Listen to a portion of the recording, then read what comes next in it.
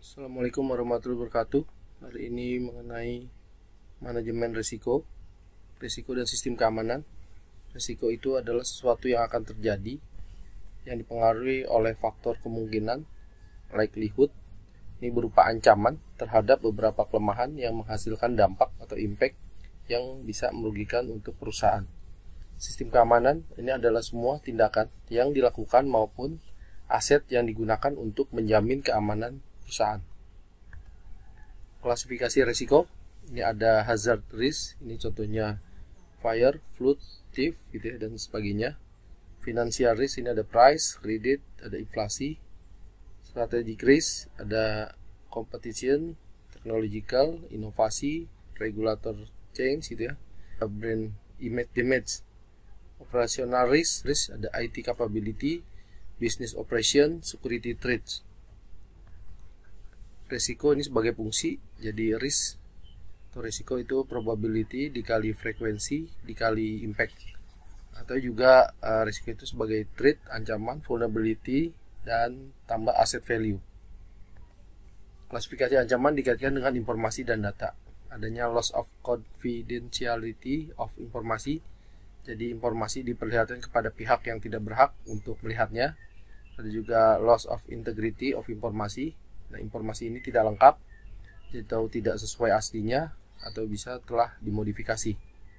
Dan ada loss availability of informasi, jadi informasi ini tidak tersedia saat dibutuhkan.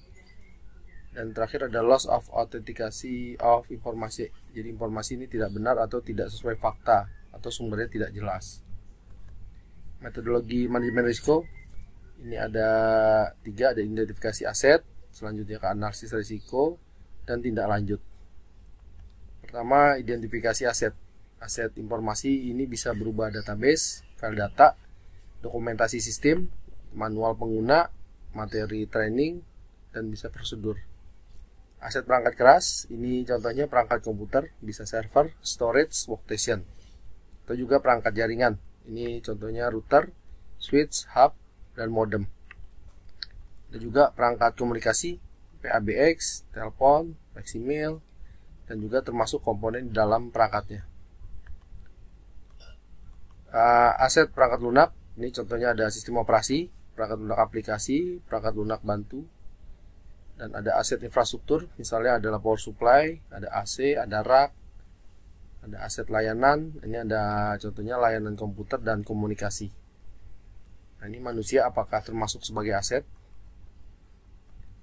Dasar penilaian terhadap aset, pertama adalah nilai beli, jadi pembelian awal dan biaya pengembangan aset. Nilai wajar pasar, nilai buku, ini adalah nilai pembelian dikurangi penyusutan. Pentingnya nilai aset ini bisa digunakan untuk menentukan analisis biaya keuntungan. Jadi bisa digunakan untuk keperluan asuransi dan juga dapat membantu pengambilan keputusan dalam memilih tindakan penanggulangan terhadap pelanggaran keamanan. Klasifikasi nilai aset ini ada 3. Di bisa rendah, ini kalau kehilangan fungsi aset ini tidak mengganggu proses bisnis untuk sementara waktu. Ada sedang, ini kalau kehilangan fungsi aset ini mengganggu proses bisnis. Dan dia bisa bernilai tinggi, kehilangan fungsi aset ini bisa menghentikan proses bisnis. Setelah identifikasi aset, masuk ke analisis risiko. Jadi analisis risiko itu mencegah lebih baik daripada memperbaiki. Kenapa perlu analisis risiko?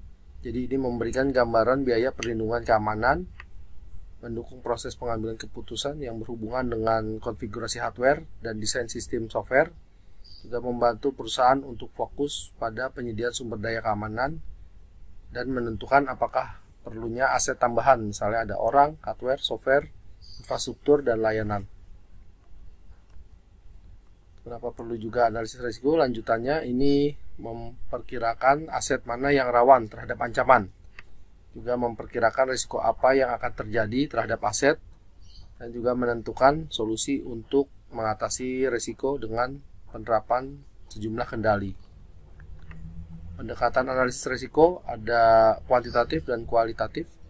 Kalau kuantitatif ini pendekatan nilai finansial, sedangkan kualitatif ini penggunaan nilai atau menggunakan tingkatan kualitatif.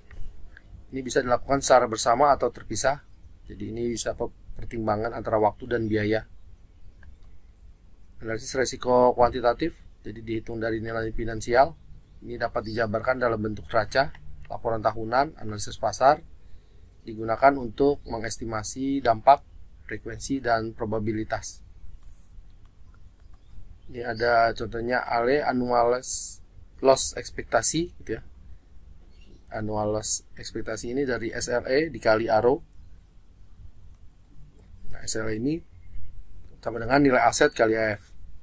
Jadi SLE adalah single loss ekspektasi, ada kerugian yang diberikan timbul setiap terjadi suatu peristiwa. Kalau ALE ini annual loss ekspektasi, ada perkiraan kerugian per tahun. EF itu exposure factor, jadi presentasi kemungkinan terjadinya peristiwa. Sedangkan ARO ini annualized rate of occurrence, ada perkiraan frekuensi terjadinya ancaman per tahun. Analisis risiko kualitatif, jadi penilaian terhadap aset, ancaman, kemungkinan, dan dampak terjadinya risiko menggunakan ranking atau tingkatan kualitatif. Lebih sering digunakan daripada metode kuantitatif. Pendekatan kualitatif lebih sering digunakan. Ini sulitnya melakukan kuantitatif terhadap nilai suatu aset, contohnya informasi gitu ya, tidak bisa dihitung nilai uangnya. Sulit mendapatkan data statistik yang detail mengenai kecelakaan komputer. Terus buruknya pencatatan insiden komputer dalam perusahaan. Jadi banyak hal, misalnya angka sebenarnya bisa diambil dari sejarah. Dan kesulitan dan mahalnya lakukan prediksi masa depan. Ini perbandingan antara kuantitatif dengan kualitatif.